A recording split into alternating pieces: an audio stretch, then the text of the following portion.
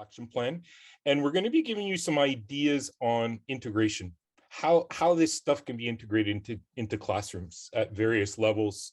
We're actually going to start young, and then we're going to whittle our way up to a little bit more complex stuff. So for the high schools and stuff like that, and we got some great things to show you. This session is going to be recorded, so if you don't want to be on screen, you have to keep your camera off. If you have questions, throw them in the chat and we'll have some time to answer them at the end of the session.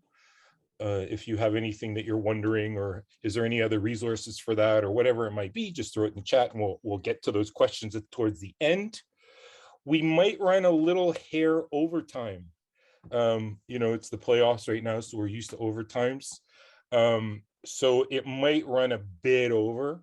I hope that you can stay, but remember, we're recording it. So it will be available for you as well. Now, this isn't only for the purchases for this year, but all the stuff that's sitting in the cupboards from the last 3 years as well that can get pulled out and kind of played with. We're going to really look at how these things work and how they can be integrated into the curriculum. So without too much more delay, hello, Catherine. We're going to, I'm going to pass it over to our first team, Anton and Jennifer from the New Frontier School. And like I said, we're going to start with the lower levels and we'll whittle our way up into the high schools. And they're going to actually be looking at with the code mouse or mice and the Beebot or the Blue Bot. Take it away, guys. So hello. We're going to be looking at, obviously, as Chris mentioned, the Code and Go mouse and the Beebot, and then a little bit into the Blue Bot as well. Quick background about myself. I'm the elementary school teacher. I taught the special education class as well. So these things are kind of right up into my wheelhouse. It's a lot of fun. The reason being is because these are kind of low tech style robotics. So it's an easy way to introduce coding into your classroom and for teachers and stuff like that. So when people are kind of a little bit nervous about the coding, about using certain things, these are great tools to start getting the students and teachers into an introduction of coding. So I'm going to just share our second camera here. So right here, we've got the base floor kit for the Code and Go mouse, which you can see here. I like to call him Squeak. The kids like it too. When you get this kit, or when you look at this purchasing kit, you can choose just buying the mouse separately, so just this mouse here, or buying the whole kit in general. So it comes with the cheese, it comes with a little tunnel for him to go through, it comes with some little barricades to block off for certain things, and then of course you have your kit as well to do visual representation of different size of different directions, so left and right, up and down, and then it can go with pictures or just the actual direction as well. On the mouse itself, it's fairly lightweight, it's very colorful. All the buttons obviously match, and the kids like to hold it in their hand. On the back side here, you've got an on and off, and then to make it go a little faster. Simple as that. It requires 3 AAA batteries, so it's recommended that you purchase rechargeable batteries. And you will also need a small screwdriver to get inside here and put in the batteries. So for the teachers that are purchasing this, if you're buying it as a kit, it's recommended to get a small screwdriver with that kit as well, so that you can change the batteries out and obviously take them out once they're done, so that you don't have any sort of acid or corrosion that goes inside here. There's a lot of potential for full floor play if you're using electrical tape or cardboard or different kinds of mats, which are really cool. However, the one kind of downfall about that is that these little wheels here, things can get kind of trapped inside, like dirt and dust and a little bit of hair. So just be aware of that and maybe spend a little bit of time cleaning those out if need be. There are a lot of teacher resources online, just on YouTube, and even in the kit itself, there is a handy Code and Go kit here. And inside that kit, when we go through it, There's a lot of stuff, an introduction. You even have some scannable pages here. Just let that, ooh, just lost the camera. To show you how the mouse goes and all the little tools. So this is great if you're using a smart board and you're projecting onto it with a document camera so that you can go through it with the students. The other thing it comes with as well in the kit is these nice little cards. So you can set up game stations as well and different challenges. They range from easy to a little bit more difficult. So the kids can have fun constructing, deconstructing, and building their own as well. So you don't have to just follow these cards. You can build your own kind of play area as well. So it's kind of neat. Then our second robotics thing. So I'll just move some stuff out of the way to give you some space. Okay, so my name is Jennifer. I'm also with RÉCIT here at the New Frontier School Board. And I have a high school background. So I've been teaching in the high school for about 16 years and made the trip over to the RÉCIT just recently. This is my first experience with robotics, and therefore going through this was a nice way for me as a new timer to get used to the idea of coding robotics as well, because they really are very, very user-friendly. So if we take the Beebot here and we take a look at him, you'll see that it's a little bit more robust compared to our mouse. So he's bigger, okay, a little bit larger, very compact. Students will love to hold it and manipulate it. It has the same idea where it has directional codes, so forward, back, turn, and go. Students can build their own algorithms to get from point A to point B, or they can follow certain lessons that are built by the teacher based on curriculum. So it's not just at first, we just show them how to make him move from one point to another. So press forward, forward, turn forward, and he makes it to a certain area. And later, floor mats can be created, let's say with a number chart where you tell them, okay, let's go from 1 to 4, and we're going to do adding. So you'll have the Beebot travel to the number 1 on the board. Then you'll have them travel to the number 4. And then you'll say, okay, well, 1 plus 4 is 5. Let's go to number 5 to finish our little travel sequence. The same as Anton mentioned, here on the back, we do have the small wheels that have space in between here where hair or any other little bits of dirt, etc., can get kind of tangled in. So the suggestion is to clean them up after each use. It's also not recommended to roll these robots on the floor. When we first see them, you'll kind of want to give them a roll, or students will want to pull them back to see if they move forward by themselves. So maybe just before starting with students to mention that the only way he should move is when we press go. So again, we have sound, we have power, and we have connectability here on the back. It is charged instead of batteries this time. It is charged by a port and a USB connection. It does make sounds. His eyes do glow. And because he's very widely used in school, there are tons of lessons online that you have available as a teacher for the different subject areas.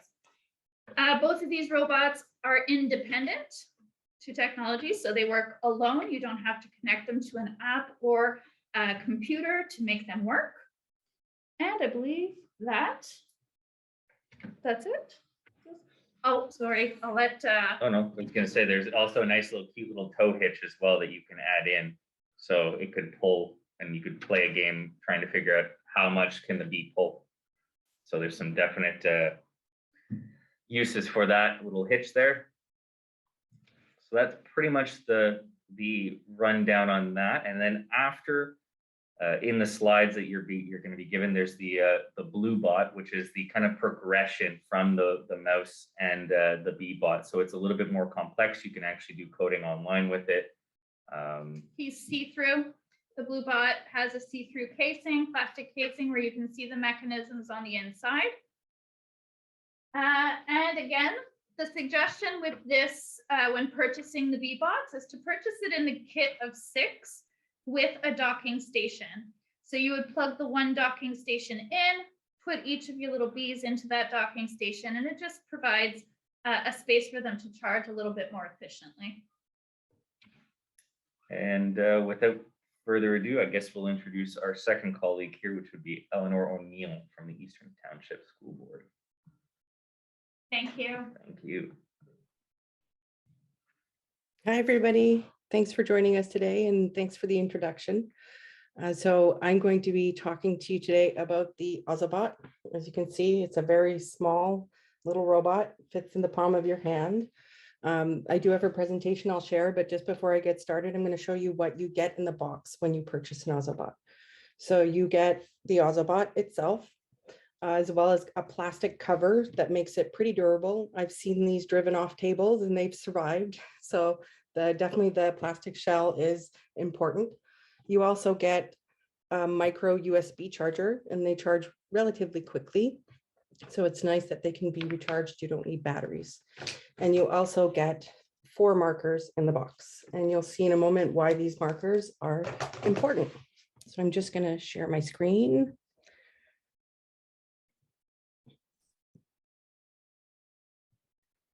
Here we go. So just a little bit about the inner workings of the Ozobot. He has 7 LED lights that do light up when he passes over different colors, and you can program him to do different light shows. It does have a sound system. It also has Bluetooth connectivity, and it uses an optical sensor to actually work. So here is what it looks like. When you need a break from screens, Evo unplugs with you. Evo uses optical sensors to follow lines that you make with markers and plain paper. Next, code Evo with colors, thanks to a patented color code language. Made with markers or stickers, color codes tell Evo what to do. Red, green is the tornado code, and it makes Evo spin around.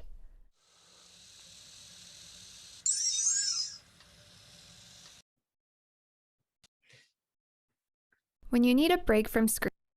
So like you just saw, what I love about the Ozobot so much is that you can use it unplugged and simply use markers. It's great for the younger grades because it works on fine motor skills. All the different Ozobot codes are available, and you can, in my classroom, I always printed a bunch of copies so that students could use them when we integrated them with activities. But what's great is when your students are ready, you can also take Ozobot to the next level and use their Ozoblocky platform, which will allow you to actually code the robot to do different things. So to make dice games, probability games, etc. And what's really great is that they use flash loading because it has an optical sensor. So once the code is written, the students simply need to click the flash button and put the Ozobot up to the screen and download their program. So it's really easy. If they make a mistake and need to go back and try something else, they just go back, manipulate it, put them to the screen, and it's really easy to use. Evo is compatible with Chromebooks, MacBooks, anything running Windows, as well as tablets and smartphones. I have to say that the Evo app is probably my least favorite way to use Evo, simply because you have to connect through Bluetooth. And when you're in a classroom of 20 kids using Ozobots, they can connect to each other's and drive them around, and it causes a bit of chaos. So it's still a great app if you want to use it, but there is some management behind making sure that the student is actually connecting to their own robot. Whereas if you're using it on a Chromebook or a tablet, it's a little less tricky.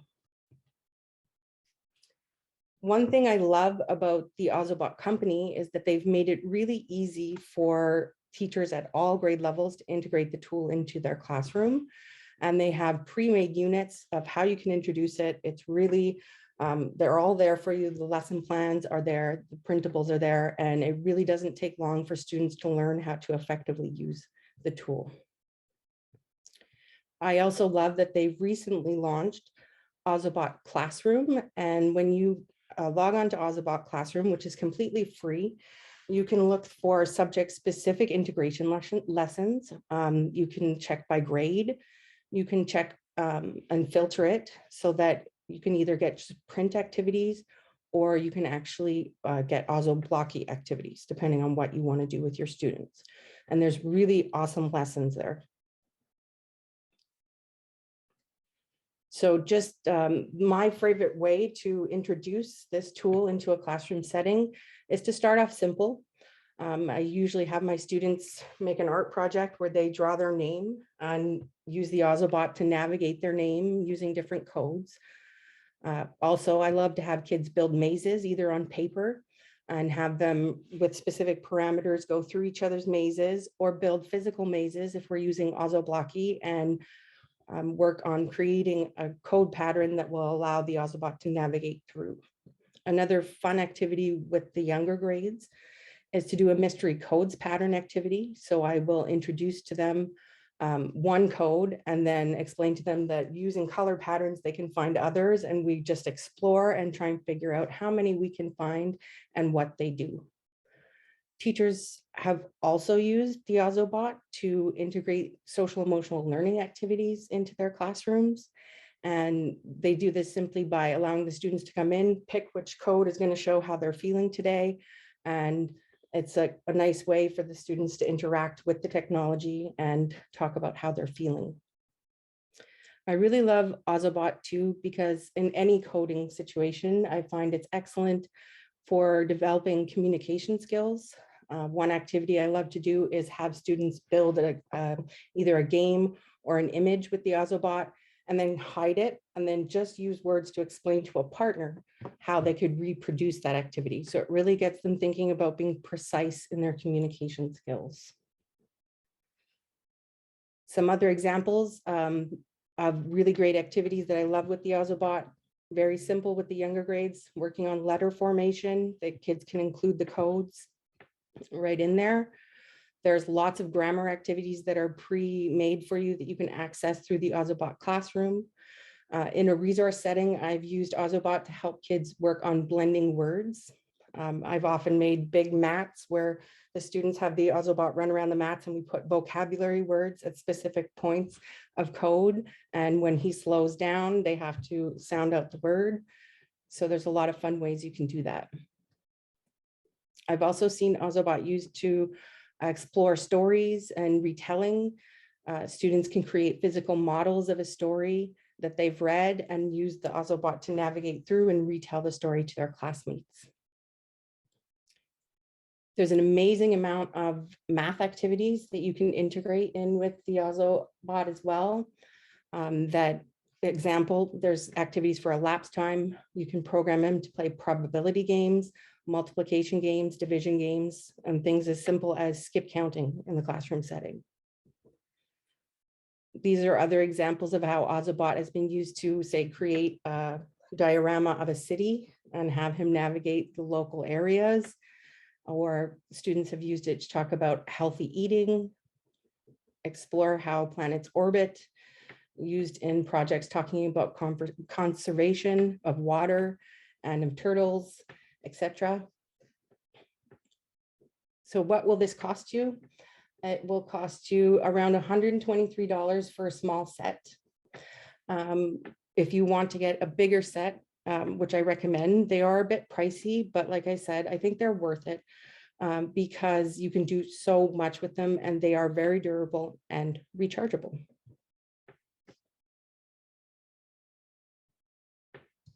So without further ado, I will pass it on to Monica from Riverside School Board, who will be talking to you about LittleBits today. Good afternoon, everyone. Nice to be here.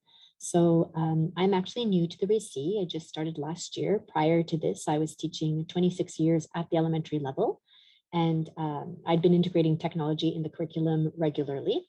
So one of my favorite kits was the LittleBits. So I'm just going to switch over to my document camera so that you can take a look at what's inside a LittleBit kit. All right, so the LittleBit kit is essentially a circuit kit, and it comes with a plug. Comes with a plug, and it also comes with a battery, which is kind of nice because you can have two groups of kids working at the same time. So that was always nice. And essentially we have a power bits, and then there's also sensor bits. We have some output, and we also have wires to be able to extend when we're making creations. What's really nice is that students don't have to particularly know exactly what the switches are used for or the bits, because they're always titled. So for instance, we can see there's a slider dimmer, the title's right there on the bit. So that's kind of neat. So this is just a student starter kit, very basic. What's really nice about these kits is that you can do a variety of activities. So I'll just so some of the activities that I've done in the past were at cycle 3 level science, obviously with circuits, identifying and describing the components for simple electric circuits using the LittleBits. I've also in cycle 2 used it for storytelling. For instance, we created a desk alarm and students had to then write a story about the desk alarm and why it was used and how it was used. We can also have students explain how something works through using the written text, using the LittleBits as our focus. Also writing persuasive texts about using LittleBits inventions. So another project I'd done before in the past was a hand raiser, for example. So students took the bits and created something that they wouldn't need to raise their hand anymore, something a little more futuristic. And then they had to persuade us why theirs was the best and why we should buy it. So some interesting ways to look at the LittleBits. The latest project that I worked with in school was again in cycle 2 science, describing relationships between living things using the LittleBits. So the unit of study, for instance, was adaptations, anatomy of animals. And once we finished that, students were chosen an animal and had to look at its particular attributes. So I'll show you, for instance, little examples of projects. They're really cute. On my screen, I'll do these ones. So one of them, for instance, was this anglerfish. So you can see he has his little light. So in the back here, we have the battery pack just taped on. We have the power. This is a light sensor. So the students are then explaining that he lives in the deep, dark ocean. And when we cover the light sensor, the light turns on. So I can maybe demonstrate that for you. We'll see if it works depending on how the sun is. You can see the light gets brighter as it gets darker. So it's something really easy and simple. So that's one example. Another example I have here, maybe I'll just hold it up. There's my little Canada goose, just made out of Play-Doh. So again, I'm using different materials so that we can even evaluate the use of tools, techniques, and instruments, depending on what students decide to use. So we have here my Canada goose, who will just illustrate that he uses his honk to communicate with other geese or as a warning. So really simple to put together. Our focus isn't necessarily on the LittleBits. That's just incidental. We're really looking at the intention, the scientific intention on living in the living world. I have two others. Little example.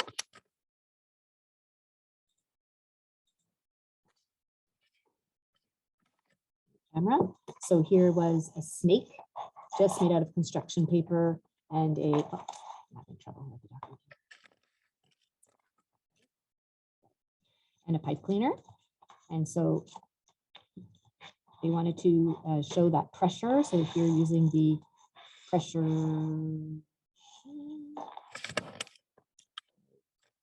pressure, he's just swiggling around, strangling his mouse so that he can eat it.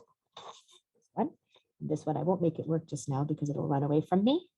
But this one here was a mouse made out of Lego. And he's just sitting on a little contraption with wheels. And at the back, this is a sound trigger so that when you can make a meowing sound or clap your hands, the vehicle will start moving. So just like some cute ways to use the LittleBits in this way. The nice thing about the product is that there are a variety of kits you can choose from, which you can find on the website, depending on what you're looking for. And if you get the kit, you're not left with trying to figure out activities of your own, because like the other robots we've seen, are we seeing my LittleBits? Okay, perfect. So here's the website, on the LittleBits website. If you just click on lessons, you can choose a variety of subjects, and it depends on the kit you have. You can even choose which kit you're using, and you can go ahead and look at the activities. You could also go to more filters and search for something specific. My favorite tends to be mini challenges, so that when you're just getting used to the LittleBits, you can just follow some of those challenges. They come with PDF files that you can download if you don't want to go into a bigger project. So those are kind of nice to get started. And the nice thing too is you can get a kit that's called the code set, which then comes with, I'll just show here, in the kit, you have a variety of other bits. So this is a code bit, and you can code it right online. So, and it works with this Fuse application. So you could either build using the blocks that actually look like the bits themselves, or you can go ahead and code using block coding. And what I liked too is that the input is pink, just like the LittleBits are pink, and the output is green, just like the in the bits they're green. So it's nice and it's free. So just to show you here, we've got, that's the little bit, and it just simply plugs into the computer using USB, and then you can download your code. The code kit comes with a couple of interesting pieces. So this little matrix, that becomes pretty interesting. And you also have a speaker, so that expands on projects. And once again, even on the website, it expands to high school as well. So it's very versatile, and it can grow with students. So that's it on my end. And I'll leave it to AJ Modi from Eastern Shores. Thank you. Thanks, Monica. That was pretty cool. I'll share my screen.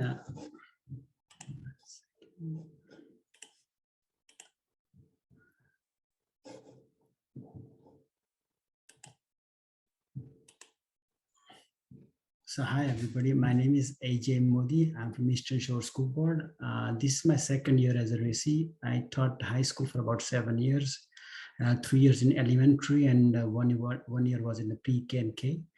And in this presentation, I will walk you through the Spheros and how we can integrate this Sphero that looks like that in our classroom to teach and learn QEP programs. These are the two different models of Spheros. We have been using Sphero for about last 5 years, and this is a whole family of Sphero. We have a Spark, Mini, Ollie, Bolt, and RVR. RVR just came out last year. The really good thing about this robot, it needs just a bit of front loading. And what I mean by saying that students don't need any coding or programming skills at all when they use it for the first time. They develop these skills over the period of time. And we have a teacher in Baie-Comeau, and some of our other schools are doing cool activity with the pre-K students. So we have bought 60 Sphero last year and some Sparks and Bolt. But this robot has been a huge success in our schools because it is suitable from all the way from pre-K to the Sec 5. Another reason, it has a really good battery, charges in about 45 minutes, lasts for 1 to 2 hours. It has a light sensor, compass, infrared sensor, and the Bolt, the recent model, has even a LED matrix that can display different colors, animation, scrolling text, and real-time data. The price is about $184 for the Sphero, and we have ordered lots of mini because they are pretty rough and tough, and it's not too bad in price. We can buy in a class set of 25 or 15. The thing I really like about Sphero is the ease of connectivity. We can easily connect to the Windows, Mac, Android, iOS, or Chromebook. So we can run this in a classroom with whatever we have. And we have been using 2 apps in our schools. That's a Sphero Play, that one on the left, and the Sphero Edu. Sphero Play is great for the students from the pre-K to elementary cycle 1. whereas the Sphero Artie is more from elementary cycle 2 and all the way to CJEPs. This is a screenshot of the Sphero play. Students can play golf, slingshot, joystick, and many more fun activities. And I would like to give you a taste of the face drive that students can start playing at the pre-K or maybe grade 1. I'm gonna play a little.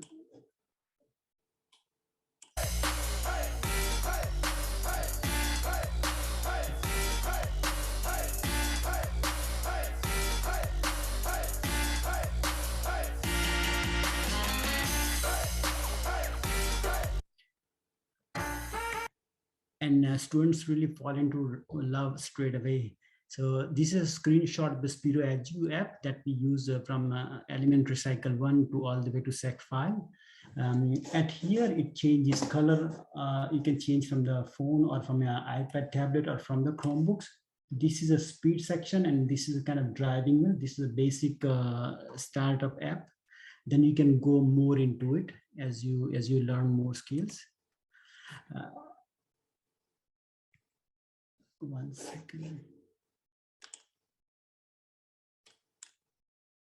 We can program Sphero in 3 different ways. Draw, so it is suitable for a pre-K up to the elementary cycle 1 and 2. And then there is a block programming, which is suitable from elementary cycle 2 to all the way to the high school grade level. And then there is a text programming for the CJEPs and in universities. This can be easily integrated in all the subject area from K to Sec 5. And in the app, there are already ready to go lesson plans and activities, and step-by-step information is given for various subject areas. This is one of the recent activity we did in our class. We print the number from 1 to 100 and spread around the class. And we ask students to drive their Sphero to odd numbers or even numbers or skip numbers. By doing that, students are learning math and improving their hands and eye coordination skills, their fine motor skills at the same time. This reduces the anxiety of the classroom, and it is really great for the social development.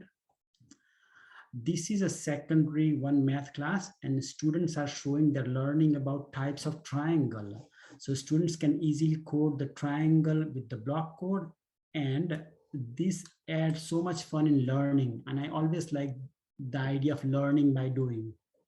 So if you see that they did a block programming, they just drawing the different types of triangle. So there, and this is a new method, or this is a method it's good to try for evaluating students in educational success in terms of skill, knowledge, and social development. In math, over the last 20 years, we have progressed from black and white worksheet to the small word problem, and then small word problem to the situation problem. But with the robotics, we can push a bit further. Students can create and solve situation problem with the real things, not just on paper. So here, there is a 3 traveler trapped on an island, and students are asked to construct the vehicle with the help of cardboard, bottle caps, straws, and figure out the least amount of time it takes to rescue them. Let me show you some screenshots of the video. These are the cardboard. They can use these things. This is a math situation problem in a real life. And students need to find the area and perimeter of the bottle caps, distance from base station to island. They can measure their speed and find out the multiple way to solve the problem.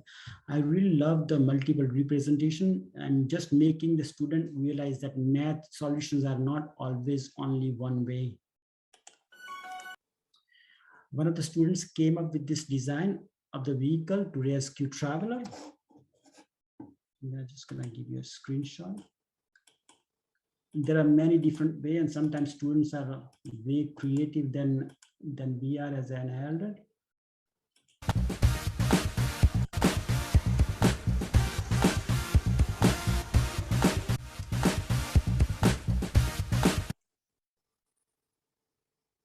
And let me share my experience. You would not have any behavior issue in this classroom. And here is where our students with the special needs, they really shine in this kind of projects. And here is an example how we can use in ELA and French. Student can create a puppet show using a Sphero. Student can prepare different costumes, props, background, and this adds so much colors and life to the storytelling. I'll just show you some screenshots. So these are the puppets, and students are really creative.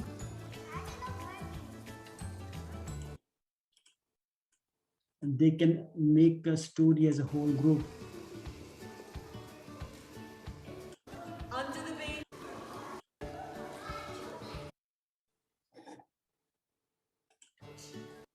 And here is how you can use in an art class. This is Sphero. You can put some colors on.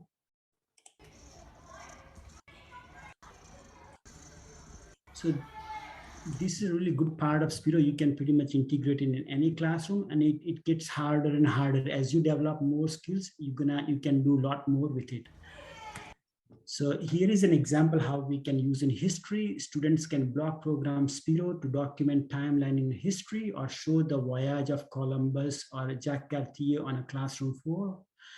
And I know for me, I would retain this information for much more longer time than reading it straight from the book.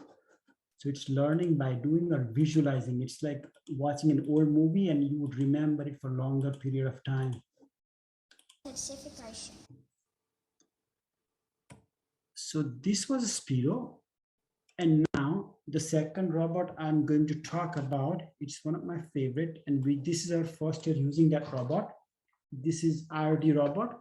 We ordered them 20 last year, and it is in 3 of our school, and we are ordering 40 more this year because we have a really good experience with this RD robot. So I would share my PowerPoint.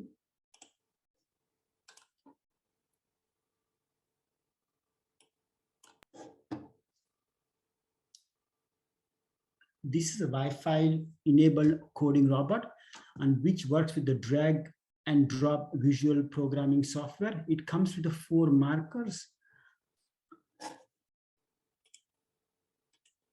It costs about $56, and this year I'm in process of ordering. I think this year it's about $52. They reduce the price, and it's really, really rugged. And the basic information, a basic function is the students have to use their knowledge about angles and triangles, length measurement to draw various shapes, and sky is the limit for the creativity with this robot.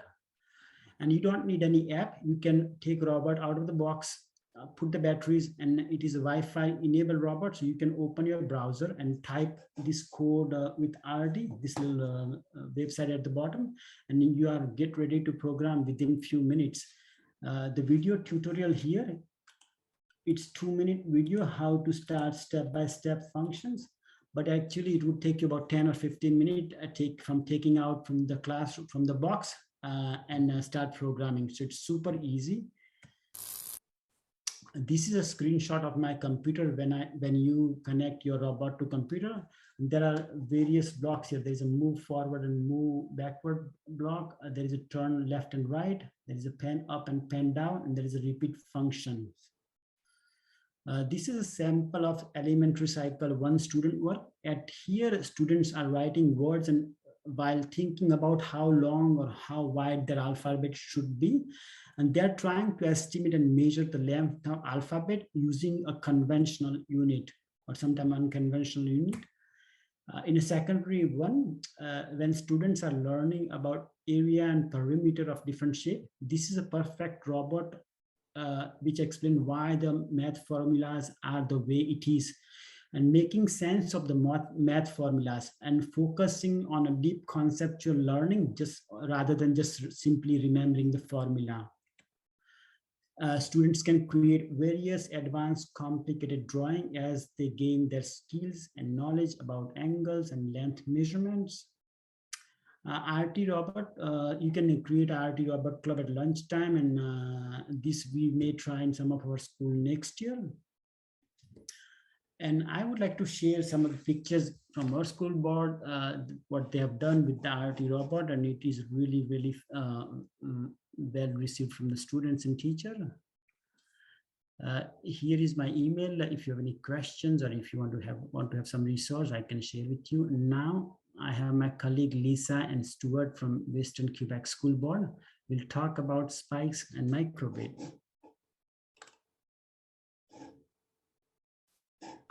Hello, everyone. Thanks, AJ. So as AJ said, my colleague Lisa Diner and myself are from the Western Quebec School Board, and we're going to speak to you today about two different tools that are available, which the first one being the microbit, and the second one is a new kit from Lego called the Spike Prime.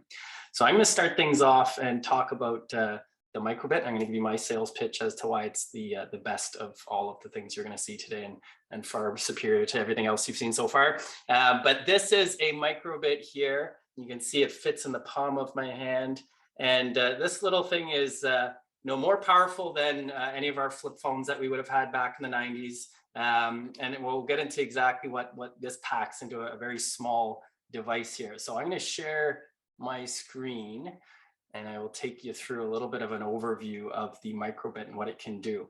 And we're going to focus on this from the perspective of more at the secondary level. So can everyone see my screen okay there? Can I get a quick thumbs up? All right. So with this tool, one of the reasons I say that it is one of my favorite things is because of the price point. A single microbit can be purchased for $20.49. You can get a club pack, which includes 10 of these. It includes the battery pack you'd need to charge it. It has a neat little battery pack holder that you can attach to the device so that it's fully wireless, doesn't need to be tethered to your computer. And that comes with the club pack and the USB cable you'd use to plug in. And that kit for 10 of them is $199.95. So it's a really, I say a low cost, low floor, and a sky high ceiling device. There is a lot you can do, even though it is, I'm going to talk about this at the secondary level. We've seen elementary classes use this and elementary students use it because there are huge amounts of kind of pre-created tutorials ready to go to introduce the students to it and how it can be used. But then it also has really endless amounts of applications. And we're going to kind of focus on some of those higher level applications. The thing that we wanted to highlight related to the microbit is how it can be used to capture, measure, and record real life data in real time. And so with the sensors, this is what we're going to focus on, is the sensors that are on board on this thing and why it's so powerful for such a low cost. You can measure and record data on things like movement, so acceleration, velocity, distance covered. You can measure light intensity, you can measure sound and sound intensity, you can measure temperature, you can measure magnetic fields. And so as a result of that, you can also use it as a compass and navigate with it. You can measure electric current, moisture levels, and those are all just things that are on board with the device. You can also attach all sorts of peripheral kits and start to measure all sorts of more data beyond that. We're going to share the link to this PowerPoint that Lisa and I are going to share is included with today's presentation. And so all of these hyperlinks will take you into the projects of how it'll tell you and your students about the sensors that are on board and how they work, how they function, and then how to start learning your own programs that can use this data and capture it for class projects. One of the neat things I really like about the microbit is all of the sites really go into the background, the science of how the sensors actually work. So your students can understand how the actual device is working to capture this data. So I wanted to just focus again on what is included with this device that, a $19.99 device. It has a microphone and then the new versions now. So I'm going to highlight the latest version, which is called the V2. It has a microphone. It has a touch sensitive capacitive logo. It has 25 LED lights that also function as light sensors. So it can work to actually measure ambient light. And then it has things like a radio antenna. So two microbits can communicate with each other. It has a built-in compass and accelerometer. And then it's got this edge connector along the bottom where you can connect all sorts of different peripherals. And I highlighted the processor as well, because in the processor, that includes a thermometer that can measure temperature. So I wanted to just show you some of the project ideas, that you can use this for, because there are huge amounts of things you can do with it. One I've seen used in classrooms, which is really neat, is the idea of using this as to talk about what plants need. When we talk about like the grade 7 science curriculum, and you look at life cycle plants and conditions required for living things, you can use this microbit to capture and record data related to the light that plants in the room are getting. And you could track this over a long period of time and see, like, over the course of an average day or a week in the classroom, what's the amount of light that your plants are getting. And you can look at, different plants and their requirements, and you could see if it's, exposed to too much or too little light. You could actually trigger it to set off a small like sound alarm if it's not reaching the threshold, or it's exceeding a light threshold or not reaching it. You can use it to measure the moisture in the soil that the plants would be potted in. And also you can look at temperature, both indoors and outdoors. You can actually have one of these outdoors radioing and communicating the temperature outside back to a device in the classroom as well. So that's one project we've seen it integrated in a middle school kind of science curriculum. But a couple other ideas. There's, the idea of classic like egg drop, where you're building parachutes and you're building structures to kind of support an egg falling. I've seen this used in place of an egg, much cleaner. And then you can actually capture data related to the speed at which it's falling, how well is the parachute students have designed slowing the velocity, what kind of force is it impacting when it hits the ground with. So that can be used in kind of a modern age egg drop experiment.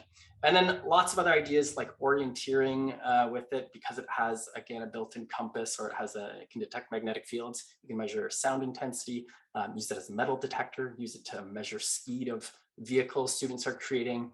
If you get into physics and talking about pendulum lengths, you can use it for measuring the length of a pendulum, and electric current. And that's the one little demo I wanted to show here quickly today is I've got a simple little program set up for the microbit. And again, this is all included in the little tutorial in the PowerPoint. It's going to explain how you can program your microbit to record what you want. But I've got a simple little thing set up here that it's going to record magnetic force from the built-in compass on the back here. And in grade 10 science, when I taught that, we talked about how electric current actually generates a magnetic field. And that's a really hard concept sometimes for students to wrap their head around. So I just want to show how you can use a microbit to demonstrate that, as a science teacher, I'm not lying to my students when I say there's a magnetic field generated by electric current. I've got a hairdryer here, and I'm going to just go through some of the settings on the hairdryer from like low to high speed and low to high temperature. And I want to show you that with this microbit, I can actually capture the data of the magnetic field intensity in the room, and I'm going to hold the microbit up to the electrical cord on my hairdryer. And can everyone see my screen here? You can see the graph, Craig? Okay. So I'm going to just go through the settings here, and you're going to see how the electric field, or the magnetic field intensity changes as I go through the different levels on the hairdryer. And I just realized I'm going to mute myself so I don't blow out anyone's ears.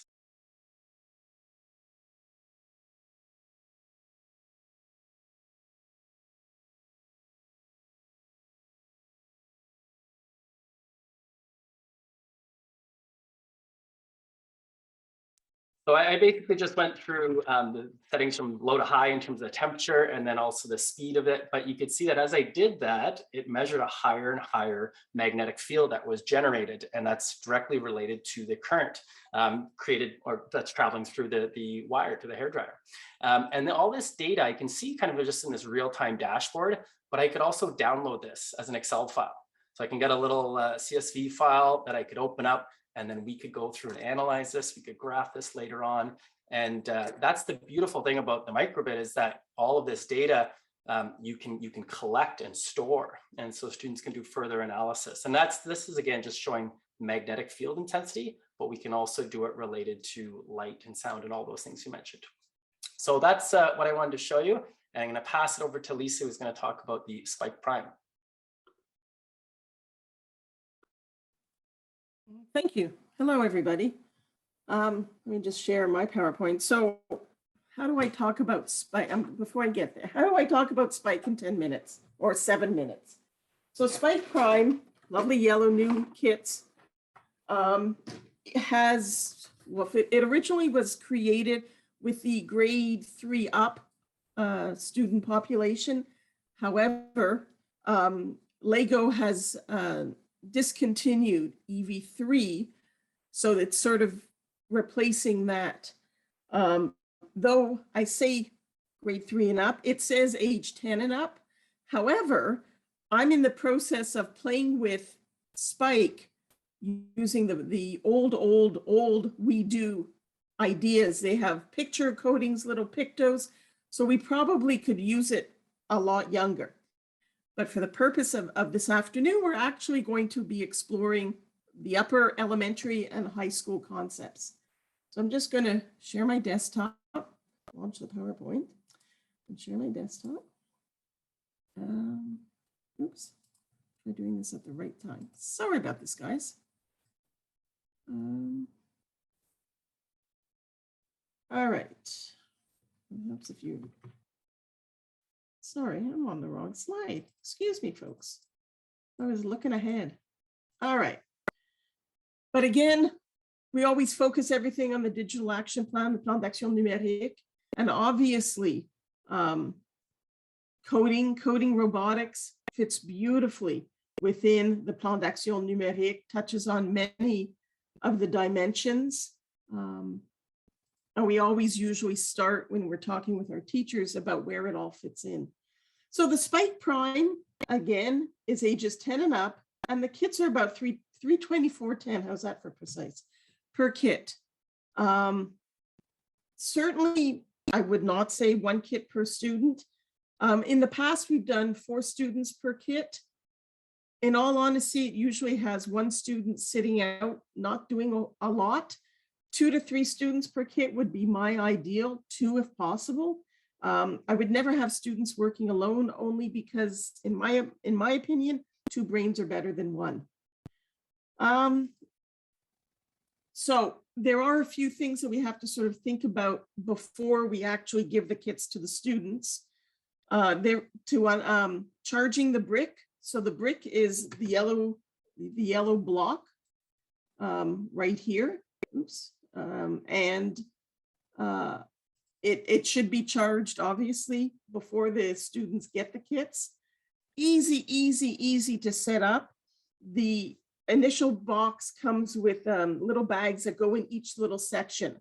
In the past, you had to separate everything yourself. LEGO has done a wonderful job organizing everything. You need to figure out on what device you're going to be using LEGO Spike, because it is app-based. But there's Chromebook apps, iPad apps, and Lego and Windows apps as well. Just as a quick comparison, there are a few differences between the Spike and the old EV3s. Obviously, it's new and improved. It makes connections easier. Recharging, it's only rechargeable. There's no batteries at all. And you plug it in with USB, it charges the hub beautifully. The sensors are new and improved, and everything's interchangeable. In that with EV3s, you had to use the sensors on one side, and this on Spike, doesn't matter where you put everything, it works fabulously. This is the Prime, the Spike Prime. Spike Essential is more designed for the littler students, the younger students. Easy interface. Everything is well organized. LEGO has learned a lot over the years. And this is all the interface in the app. And if you click on units, it'll bring you to their website that has a whole slew of curriculum units. Most of them, in all honesty, are designed from grade 6 to 8, or those are the LEGO assigned grade levels. Just to take a quick peek at the sensors. So we have a distance sensor, force, or what we used to call the touch sensor, and a color sensor. And the color sensor is much more precise than it used to be, or the one on the EV3s.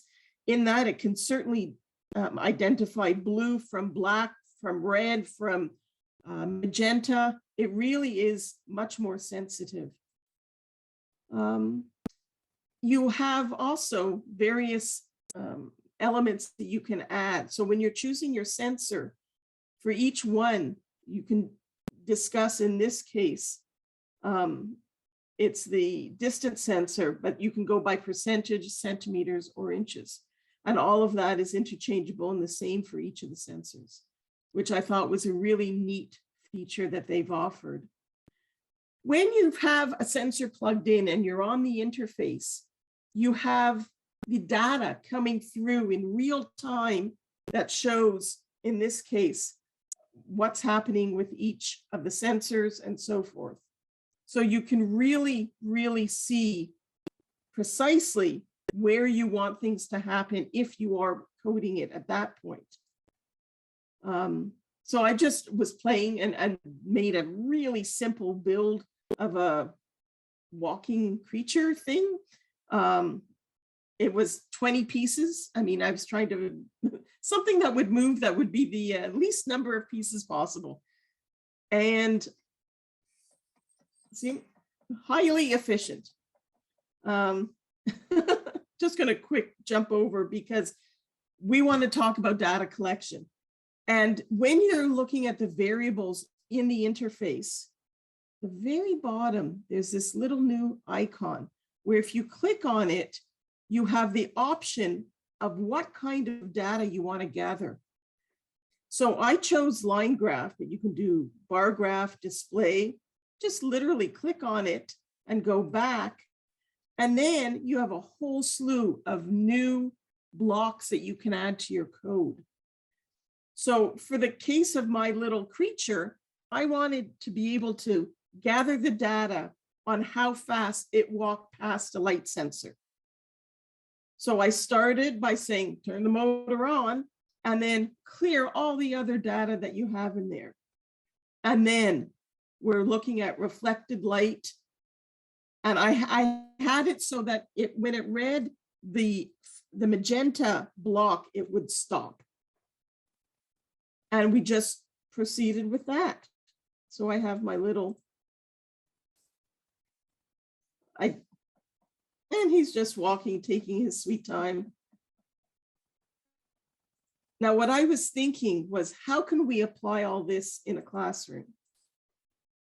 This is an example of the data that we collected.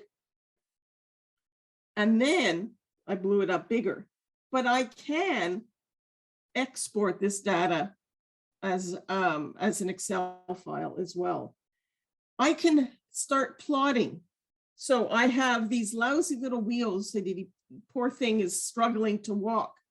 What if I modified my little character and added bigger wheels or added little rubber feet or added and start doing the comparison? So just as Stuart was saying, we can bring in all the data that way. We can certainly apply this with Spike.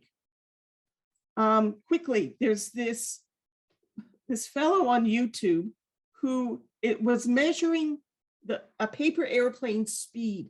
He had 2 light sensors or color sensors, and he graphed the whole thing. I'm not going to go through it because we're running out of time, but in the resources we're going to show you and share with you, he explains everything. He explains how to enter the data, and he's just throwing it. You can see it's falling between the 2 sensors. Simple build, but the power of this incorporated into, you have speed, you have, I'm looking at Stuart because this is not my forte. You have speed, you can figure out velocity. You can incorporate this into the higher sciences for sure.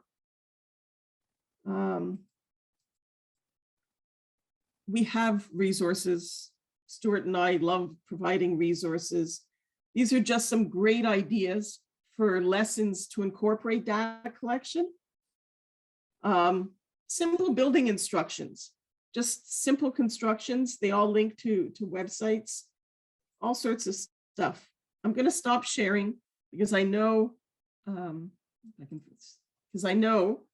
Craig is going to be talking about Makey Makey, and Craig is he's an official Learn RÉCIT from the Anglo community. So I'll pass it on to Craig.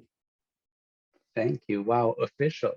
Thank you, Lisa. Thank you, Stuart. Big axe to follow, but I'm going to give it my best shot here because I think your school needs Makey Makey in the school. So let me throw up some slides here and we'll walk through it together. And my sound is on for later. So I'm Craig with the Learn RÉCIT, as Lisa mentioned. It's a team actually of us supporting the Anglophone sector in Quebec. And so this segment, let's have a look at Makey Makey and what is referred to as an invention kit. So it's a kind of cool invention creative thing. So you'll find Makey Makey on the approved MEQ list of devices, and it's under the creative spaces area, so not under the robotics, in case you're looking for that. And this STEM pack class set includes everything you see here. It's for 12 Makey Makeys, and it runs for about $760. Sounds like a big ticket item, but you get 12 kits. You can also buy single units for just over $50, but I would definitely recommend a class set, since each unit becomes part of the creative building and the crafting project that 2 or 3 students can make together. So typically one wouldn't be enough for a whole class. You're going to want a class set. And the device is super simple, so don't be intimidated by the wires. I know when Lisa and Stuart were showing graphs, I get scared, but the wires too can be scary, but don't be afraid of the wires. It's a really fun, simple thing, and we'll look at it and I'll show you that. And just so you know, we did a full day workshop with educators, so like 7-8 hours together, and we never even talked about electricity or circuits. And I should say it turned up in the conversations, right? But we didn't have to initiate it, which was really cool. We just let the participants build and craft the physical projects, and the Makey just fell into place organically. So it was awesome. So what is this thing? Well, essentially it's an external keyboard, right? So if you can plug an external keyboard into your computer by USB, then Makey's your thing. You can plug it in, no problem. It really functions as a substitute for some of the keys on the keyboard. You can see some of the ones indicated there. It works on any device that supports a keyboard, like I said, so a Mac, a PC, a Chromebook. And now we have adapters and dongles and stuff for tablets, so you could even use it with tablets as well. So there's no stops for using this thing with any kind of device. This just shows the labeled areas of the Makey, and I don't want to scare you again, don't be afraid, but it's made to be handled and plugged and unplugged, so it's super durable, more than you would think. I know that the background looks sensitive, the back of that device there, but very, very durable, so you don't need to worry about that kind of thing. So you'll recognize the bananas, probably. That's kind of the go-to thing for Makey, but we're all familiar with the banana piano keys, but there's so many possibilities for creating with Makey. In the bananas, or any conductive material really, Play-Doh, aluminum foil, all that kind of stuff, could be buttons on a calculator or buzzers on a contestant's quiz show buzzer, right? If you make a buzzer out of it. Even drawing can function as a touch sensor, right? Because the lead or the graphite in a pencil is also conductive. So there's so many things you can use with the Makey. It's pretty awesome. So what you see in this image is a basic circuit. And in the case of the banana is connected to specific keys on the Makey. And then the Makey is connected to your computer by USB. And so with one hand, I would hold a wire, and that wire would be connected to the earth or the ground on the Makey. And I could also connect it to my ring. I've seen people do that. There's some clever things. So I can do that, connect it to my ring so my hands are freed for touching other things. And people make a wristband, also just an elastic on my wrist, and that way the alligator clip there is touching my skin. So as long as it's touching your skin, you can close that circuit. And then from there, right, as I'm touching these, as I go and touch one of the bananas, I'm completing the circuit, because people are conductive too, right? So There's so many things, and it's fun actually to discover what is actually conductive and what's not conductive. It's fun to do little tests with that. And what does this really mean? You're in touching the banana while you're grounded or closing the circuit. You're really just pressing the up, down, right, left arrow keys on the keyboard. That's really what's happening. And then again, in the image, you can see that'll play notes as you see them in the piano app, which is on the computer screen in that example. So here are some Makey Makey plug and play apps, and they work just as you would expect, right? They're plug and play. So you connect the Makey to your computer and you can operate the functions of these apps. And so there's nothing to download or install.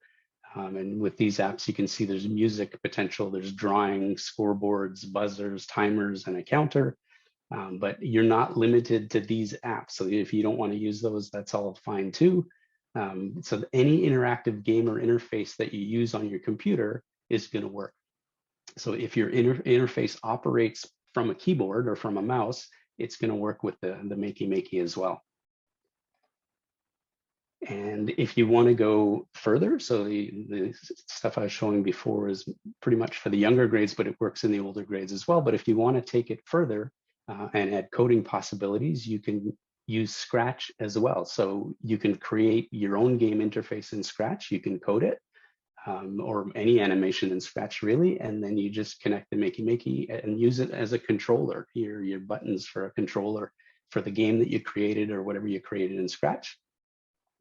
And the example of my drum kit that I'm going to show with my my document camera will it's an example of something that was made in Scratch. So the examples there. So let me switch over to the Scratch interface, and I won't leave this up too long because I know when I go to my doc cam, the thumbnail is going to be pretty small, but bear with me and I'll bring back the full doc cam after. So let me do that. I'll jump over to the doc cam. All right, so that looks good. So what I have here is a drum kit. You can see my Makey is all connected, all the wires and spaghetti and so on is all there. And what's fun is I can tuck it away under the thing that I've created, right? I can stick it under here, and you can see what I've done is the ground that I was talking about before, the earth connection. I kind of dressed this one up a little bit more and connected it to some aluminum foil and made a little makeshift drumstick out of it just to make it that much more fun. But I mean, I could have held the ground wire and just used my finger. It would have worked just as well. So let's give it a try and see if you can actually hear. But you get the idea. I put my pins in my design here, and my items are there, parts of my drum kit. Never had a lesson, remember? So, oh, I'm not getting any sound out of that. Let me see. Maybe I will start. Let's see what that does. So hopefully you can hear that. Drum kit.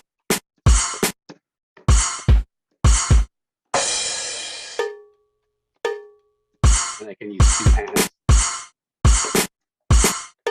That kind of thing. Because I was touching the ground, my hand would also work, right? As a thing. So I know that's small as a thumbnail. So just so you can hear the sound, I put that up. I'm going to stop sharing and just leave my doc cam on so you can have a better look. Hopefully that's bigger for you to see.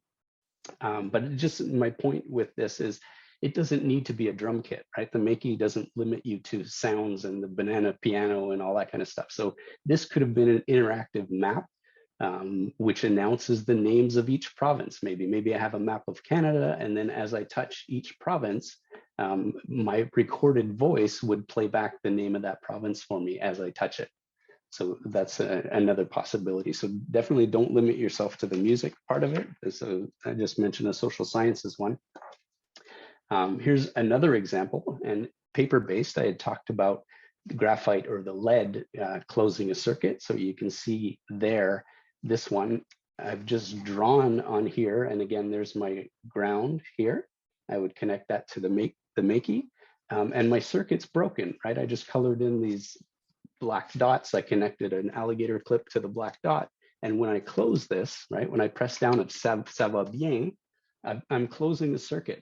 So I'm finishing it. So I could have done recording in language arts and in ELA and FSL, My recording could tell me ça va bien or bonjour or je m'appelle or quel est ton nom, that kind of thing. So very, very simple. You see how tactile it is. It's very hands-on, and it really makes an abstract concept like circuits much more accessible because it's making learning visible. And the truth is, building this stuff is just plain fun, right? I imagine this stuff going on in a classroom.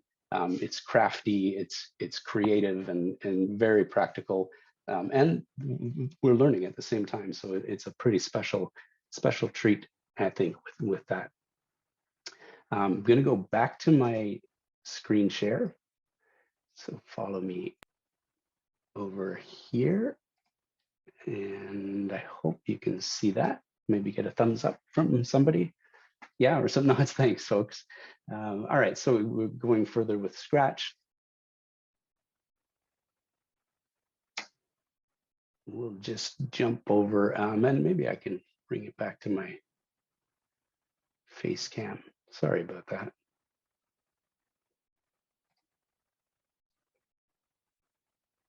There we go. We got it. So the big three that I see connecting this thing to digital competency, and we'll probably send out things after sharing all the connections we have, but definitely problem solving, collaboration, innovation and creativity with the Makey Makey, the problem solving. The students are making a prototype, right? And that's going to be loaded with things that are just not going to work at first. That's just the reality of prototyping and plugging things in. So it's trial and error, and it's key, but it's great problem solving. The collaboration, even if the students aren't working in teams, even working alone, I love how the students, they gravitate to each other and they learn from each other, right? They kind of steal each other's strategies and they talk about design process. So collaboration is huge for sure. And the innovation and creativity, number one. Every student project is going to be unique, and they're going to find ways to bring their project to life. So it's very empowering for students. So I love the Makey. I'm a big fan of the microbit, but I think your school needs a Makey as well. So I'll leave you with some resources to continue the exploration. But these will be shared, I think, like I said, as part of the recording at the end of this event. And thanks, everybody. And I'll just hand it back to Chris now, and Chris will wrap things up for us. Great. Well, thanks, guys. Thanks, Craig. Great. Thank you guys for hanging in there a little bit longer. We try to jam a lot in a little amount of time. It's in our nature. We want to thank you guys for attending. We really appreciate you coming and listening. Hopefully you got some ideas. We threw a lot of seeds out there. We will share the recording and we'll share the resources in the presentation. So if there are links that you really wanted, don't worry about it. You'll get them. And again, we just want to thank you. Thanks to our RÉCIT people as well for jumping on board and trying this out. We're trying to see if this might be something we do a couple more times down the road. So thank you very much. Have a great evening. Go out and enjoy some sun while it's still there. And thank you very much.